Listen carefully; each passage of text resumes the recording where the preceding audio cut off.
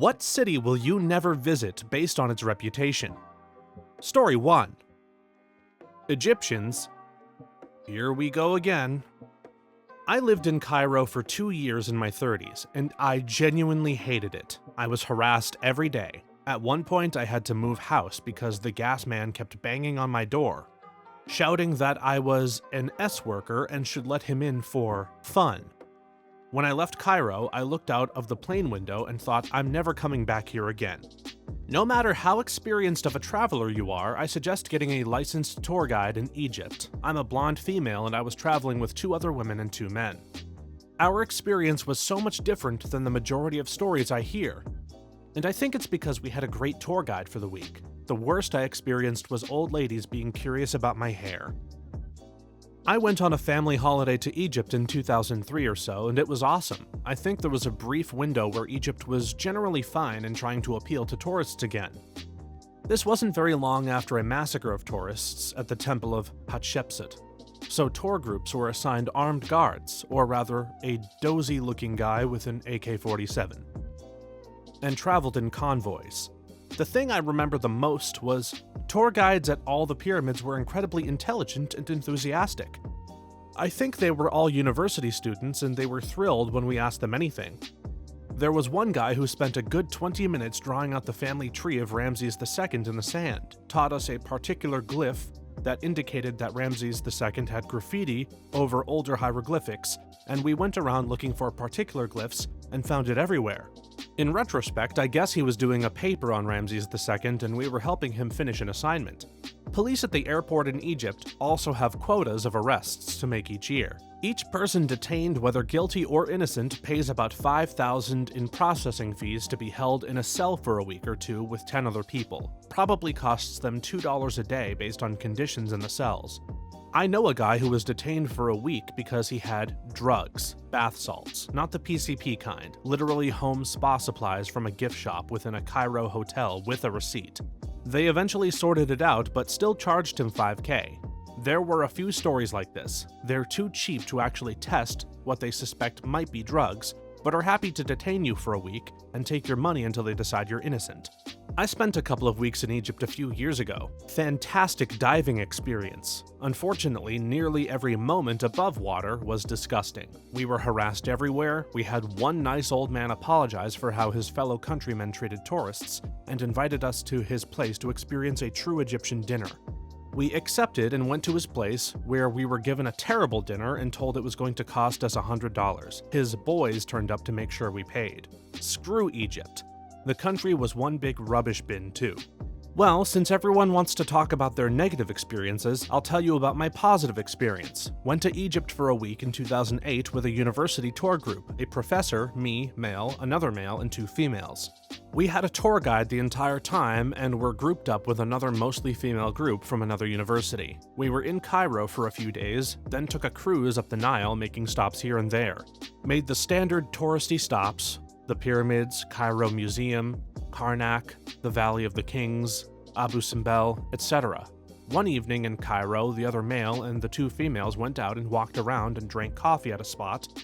Without our professor and without our tour guide, 0 issues. In fact, the entire time we had 0 issues. We stayed pretty close together the whole time, never did I feel unsafe, and never did I notice the girls getting harassed.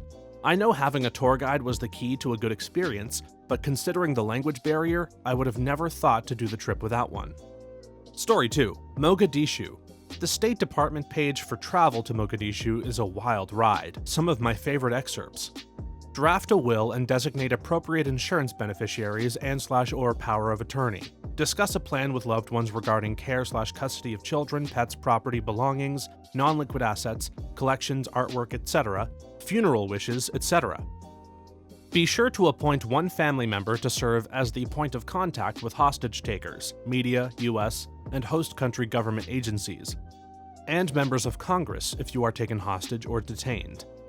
Establish a proof of life protocol with your loved ones so that if you are taken hostage, your loved ones can know specific questions and answers to ask the hostage takers to be sure that you are alive, and to rule out a hoax. My sister told me about this years ago. Somalia got its first tourist in 2010 and thought he was insane or lying about his reasons for being there. "We have never seen people like this man," Omar Mohammed, one of the officials, told the AFP. "He said he was a tourist. We couldn't believe him. But later on we found he was serious. That makes him the first person to come to Mogadishu only for tourism." I was there in '93 with the Australian Army. When we landed, they shot at the Qantas jet we came in on from distant tower blocks. We got off the plane with no weapons and spent an hour trying to find cover on the frickin' tarmac and behind burned-out MiG jets. I was there for 4 months, and that was about average. We had worse days and a couple of better days, but that was my welcome to Mogadishu. Funny story, one of our guys got hit in the dick with a rock thrown by a Somali kid who was, I swear to God, about 200 meters away. It was a fantastic shot. This was about 5 minutes after the initial shooting stopped. Good times. Well, one story I remember was traveling with General Adid, one of the 16 warlords at the time. We'd be in his extremely dirty Mercedes 200, and he'd had a couple of Toyota pickups following behind. These pickups were full to overflowing with his soldiers, who were so ripped to the tits on kat or whatever that if we went around a particular fast corner, a couple of these guys would fall out. We never stopped to pick them up or see if they were still alive, so presumably he had enough of them as spares. Story 3.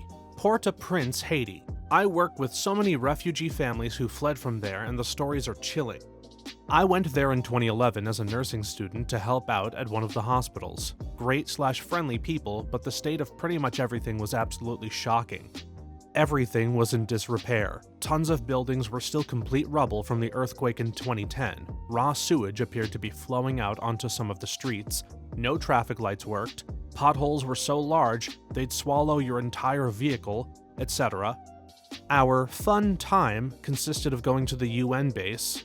There were also frequent power outages throughout the day. The entire hospital was surrounded by concrete walls that were probably 7 to 8 feet high, followed by some barbed wire that was another 5 feet high and was manned by men with guns. We were not allowed to go out onto the streets ever.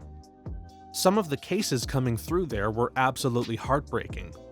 A baby died after another hospital had given it so much cough/cold meds it stopped breathing. We were also told that some of the other local hospitals did not have staff at nighttime and patients were left alone by themselves. I learned a lot and met some fantastic people though. It made me realize how good we have it in Canada.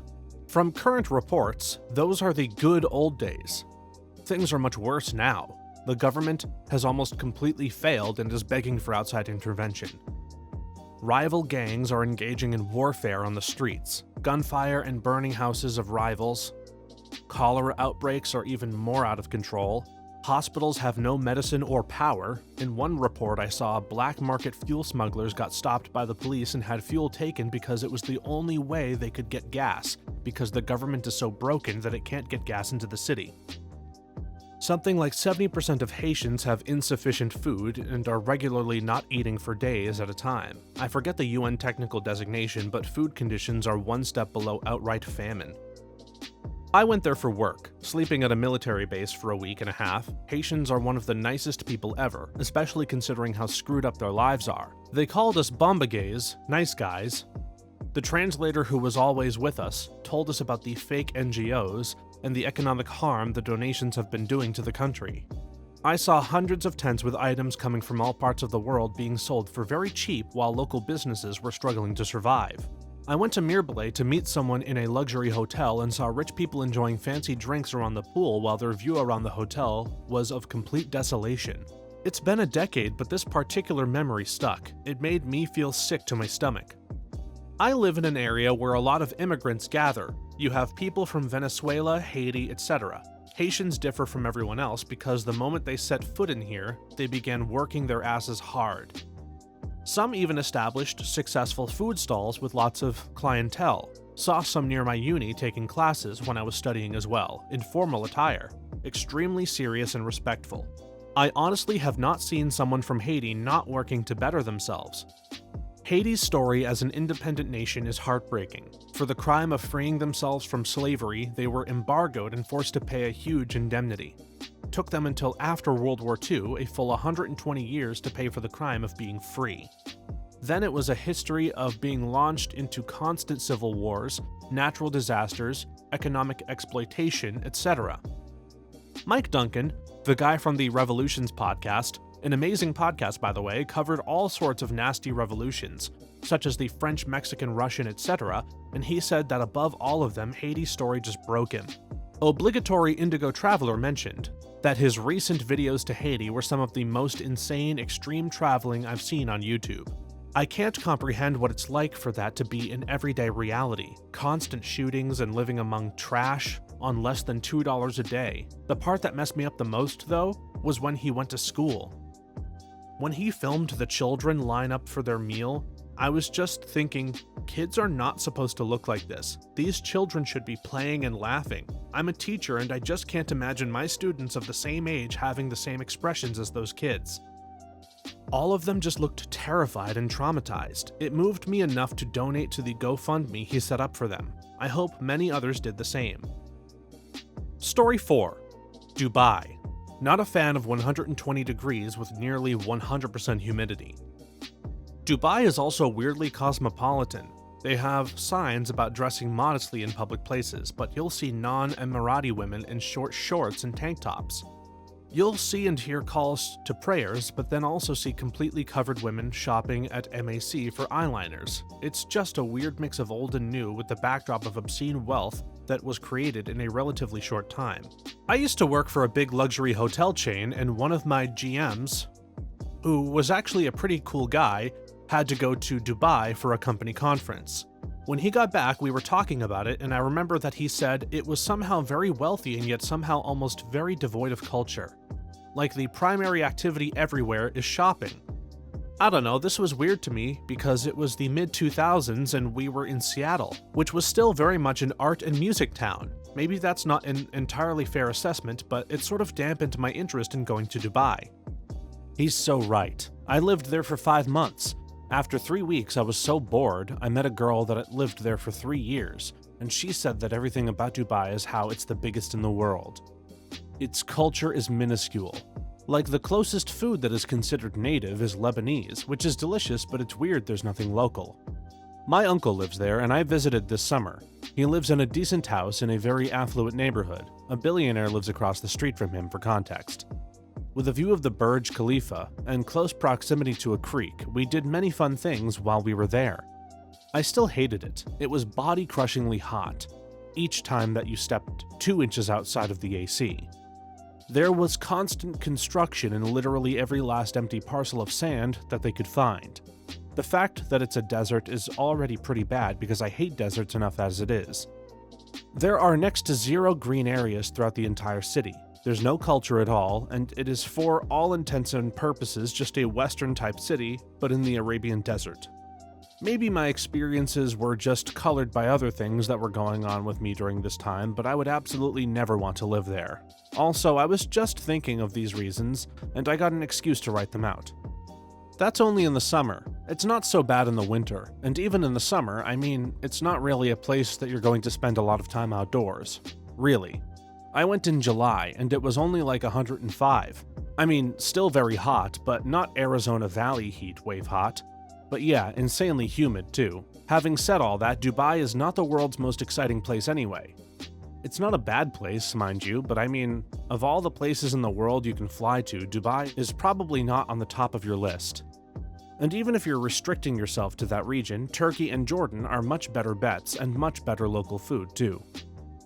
The one thing I can't get over is the ideology. I mean, we can go in circles about their human rights record, use of slave labor, standards of gender equality, etc., and how good or bad they are on that front. I think it's obvious that they market themselves quite aggressively as being more progressive than they actually are, to be more appealing to Western tourists. But the problem is even deeper than that. These seem to be just symptoms of a deeper ignorance. Having flown Emirates, the Dubai-centric podcasts talking about it as a glamorous utopia they have on in-flight entertainment are actually insane.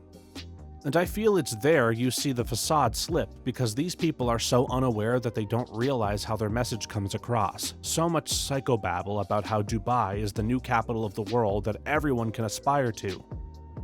But when it comes down to the question or discussion of what is there to see or do in Dubai, what is happening in Dubai, the only thing discussed is that, I don't know, there's a new Ferris wheel, you can go jet skiing in the bay, Oh, a bunch of fancy restaurants opened up. Oh, check out this overpriced mall. Completely vapid notions of a developed and prosperous society. The only activity is meaningless consumption.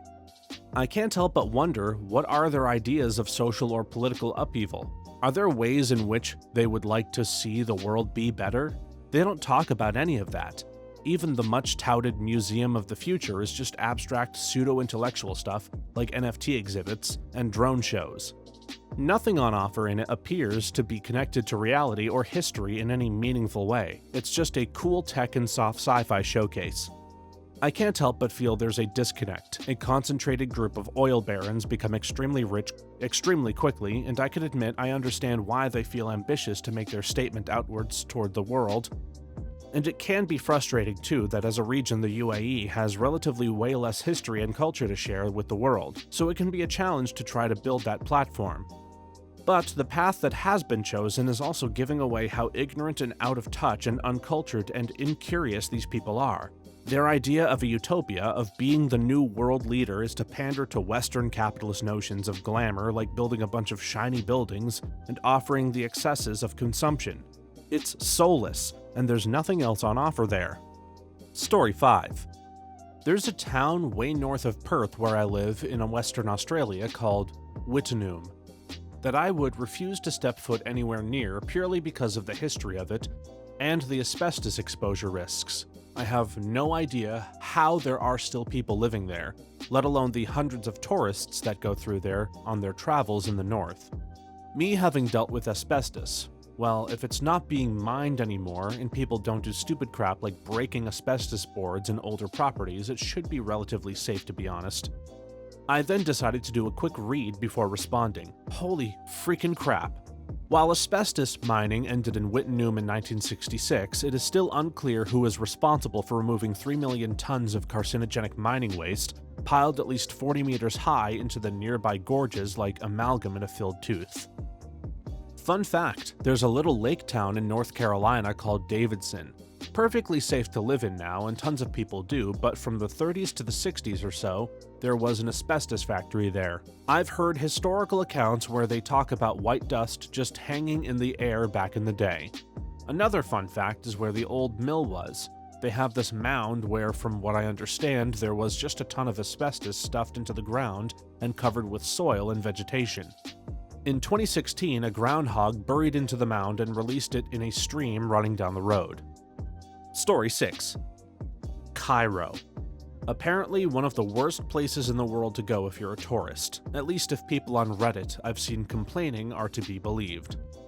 I worked somewhat near Egypt and had a number of coworkers. We are all males and military contractors who visited there, thinking it was just a stigma about the harassment. Every single one of them said they would never go back, and a number mentioned how you would have to be insane to visit as a woman. In high school, I had a friend whose mom had met an Egyptian man online. After we had graduated a few months later, my friend's mom moved from Texas to Egypt to marry and live with this man, having never met him in person before. Nobody has heard from her since then, not even my friend whose mom it was. We had a family member, an older woman, do the same thing, got off the plane in Cairo and met the guy, who immediately asked her for her money so that he could put it away safely for her. He took her to an apartment where she was locked in for a few days before she was able to get out. Of course, she never saw the guy again, found her way to an embassy eventually, and they sent her home. Story 7. Kingston, Jamaica. The saying goes, if you don't have business in Kingston, you have no business in Kingston.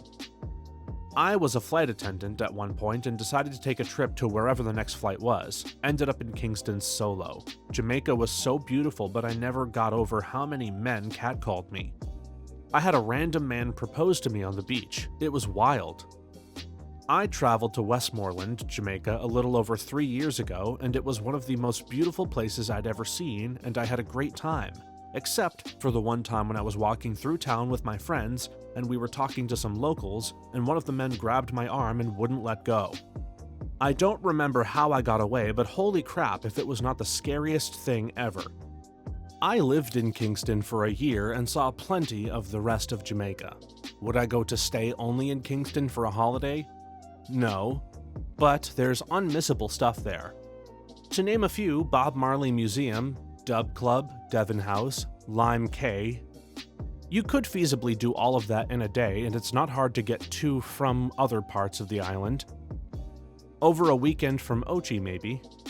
As others have said, no, you shouldn't just wander around at random or try to visit dangerous areas to see the real Kingston. But doing that anywhere in the world will get you in trouble. In a year there, I never had any reason to go anywhere I'd genuinely be unsafe. And as a pale white British man, I certainly stuck out. Yep, there's also Black River in Jamaica. Worth it. I saw a pink pastel home that looked straight out of a kid's picture book, and got a great tour, seeing mangroves, miles of water hyacinths, plus egrets and crocodiles, and the Wyas Falls. Jamaica breaks my heart because the inequality reminded me so much of being back in Bahrain during the late 90s. Except that Jamaica's practically exploding with lush vegetation. It's truly an island of paradise, and it makes sense why England, Spain, and the Netherlands fought like dogs to control the island. Was born and raised in Kingston and wasn't expecting Kingston on the list. Not really surprised though. I did see a lot of the violence of the 90s and pretty much fled with my family due to it and a lack of opportunity, but it's where I call home. I go back every now and again, and I know I stick out like a sore thumb, and I definitely have to put on my Jamaican accent to deal with certain things. I rarely felt unsafe and followed the rules of being in any other city.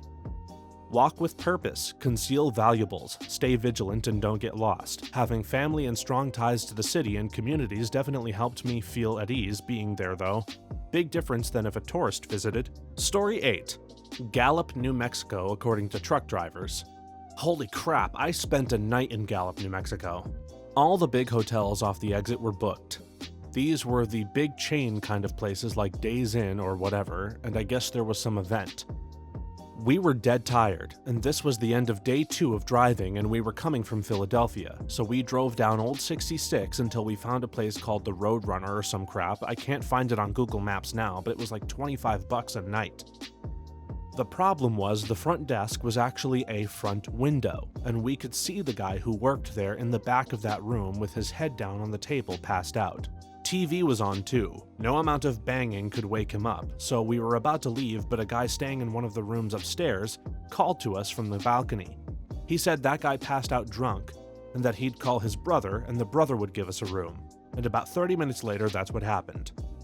We stripped down to our underwear and left our clothes and all of our belongings in his truck. We discussed sleeping in shifts, but couldn't pull it off. Nobody stole our stuff though, and when I woke up, miracle of miracle, I actually didn't see any bugs of any kind. Anyway, I hope you enjoyed that completely pointless story. Good night. I visited a friend all the time who lived in Gallup. I was in high school and would take the train from my town to Gallup because I didn't have a car yet. Had a drunk guy hit on me at the train station and tried to convince me to not only give him a ride, but then take money for favors. I was a freshman, kind of you. I also had a guy tell us a sob story about how he hadn't eaten in a week while holding a Big Mac in his hand. So that's pretty much the feeling of the whole place. Spent my summers living there. Grandpa got attacked by feral dogs. Uncle got stabbed. Just a few weeks ago, my other uncle told me there was fully automatic gunfire in the downtown area. Some dude drunk drove his SUV into the 100th anniversary ceremonial parade. I highly recommend it. The flea market has good mutton sandwiches. Story 9. All of Qatar. Stopped over there with my partner, who I'm not married to, and we were given separate rooms. Didn't know that it's illegal to stay overnight in a room with someone you're not married to, and we slept in one room. Nothing happened, but it's insane that we could have been locked up just for that. I went to Doha, the capital, when I was around 10 or 11 for Christmas, to visit my aunt who worked out there. Side note, tax-free money. She and her husband lived there for around 10 years and haven't worked since. That was 15 years ago. To be fair, it was very chilly. Stayed at her house, which was lovely, in a nice community of mostly expats, explored the desert, dune buggies, markets, museums, shopping centers, etc. All very cool. People were very respectful and not pushy. The worst part was the heat. Oh my god, it was hot. The weirdest thing I saw was a guy just driving next to us one day with a literal leopard in the passenger seat. with its head out the window just looking so weird. Yep, I've been there a handful of times growing up. The last time was 5 years ago since my relatives lived there, and my experience was exactly the same as yours. Lived in a nice gated community with some cool activities in the desert, went clubbing, etc. I even smoked weed the last 2 times I went there. Cousin has it. Overall, very few complaints. Now, if I were a migrant worker, that'd be a different story, and I don't think it'd be nearly as fun without knowing the people who live there. I've been to Doha. It's an interesting place, quite comfortable for a visit, though expensive. If you're a foreign woman, they won't give you any trouble. In fact, it's common to see Lebanese Christian women in miniskirts there. The Qatari women wear the hijab, and sometimes the niqab, though the latter is more out of tradition than religious obligation. The practice originated there. When you see them walk around, bossing the help and having them carry their purchases in a wheelbarrow, it's hard to think of them as oppressed. Not saying they aren't, but it's not as simple as Reddit would have you believe. Besides, Qatar is not Saudi Arabia. There's not much to do and see, but it's a nice place to hang out for a day or two. Nice restaurants, and you can watch life go by. People complain about how foreign workers are treated, and that's indeed sad, but you'll see stuff that's not altogether different in, say, LA, to be honest. Plus, if you read about prison labor or how the US meatpacking industry treats illegal foreign workers, you'll realize the Gulf countries are not the only ones to build their economies on the backs of the poor. Not excusing Qatar for it, worker exploitation is terrible wherever it takes place, but it's still worth visiting a place as long as you keep an open mind and don't sugarcoat the truth to yourself. Story 10. Guadalajara, Mexico. I worked for a large software dev company that has a delivery center in Guadalajara. We've had to go as far as employing private security services to establish a safe zone for employees due to kidnapping attempts and general random violent incidents. My guess is it has to do more with making business and moving thousands, if not millions, in an extremely unequal country. The thing is, Guadalajara is quite a tourist city for both Mexicans and foreigners, and is considered to be one of Latin America's nicest cities. It'd be a huge reach to call it safe, but it's also far from a hellhole. I remember a few years ago, I worked for a 3PL, and we had a major order in Juarez, or one of the border cities. The guy called me begging to be able to make the delivery in the morning out of fear that he'd be kidnapped. That was really the first time it hit me how messed up that area was, and made me wonder why in hell we were doing business in that region. For what it's worth, we went there earlier this year on Memorial Day because we wanted to get away, and all the other destinations were prohibitively expensive at the last minute. We just saw cheap flights and booked. We were there for 5 days and had a great trip, ate really good food, and walked around the old city center where there was a main road closed to cars for some city government exercise initiative. It was full of people biking and skating and having a great time. The vibe was awesome, and we just Ubered everywhere and were able to get around just fine. We also went down to Lake Chapala, which was full of American retirees. Story 11. Juarez, Mexico. Bad news down there. Had a coworker go down there with his wife-to-be in order to deal with some immigration issues. He got cornered by a bad group of guys. They took his new truck, then held him for ransom 5 months before finally letting him go. This sucks because Juarez didn't used to be bad. My grandparents raced horses in El Paso in the mid-90s, so we would spend a month there with them in the summer. I could walk across the bridge by myself and go to the old market in Juarez as a teenager, and not have any issues. Mexican culture is great, and the cartels have ruined it on the border. Went to dinner in Juarez with some friends in El Paso in the late 1990s. The restaurant was high-end, expensive even by US standards, and was one of the most beautiful I've ever seen. Jungle-themed with a beautiful outside area. I mentioned this, and my host's response was, "They're all owned by the cartels, and they compete to have the most impressive restaurants." Glad I went, but I wouldn't go back.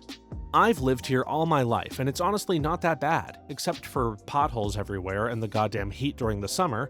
People are overwhelmingly amicable and will try to help you with anything. I've been to other places in Mexico, and people, while friendly, are nowhere as warm as here. We manage a small guest house for people who visit the US consulate to get their visas/green cards, and 100% of the people who come are scared to their bones.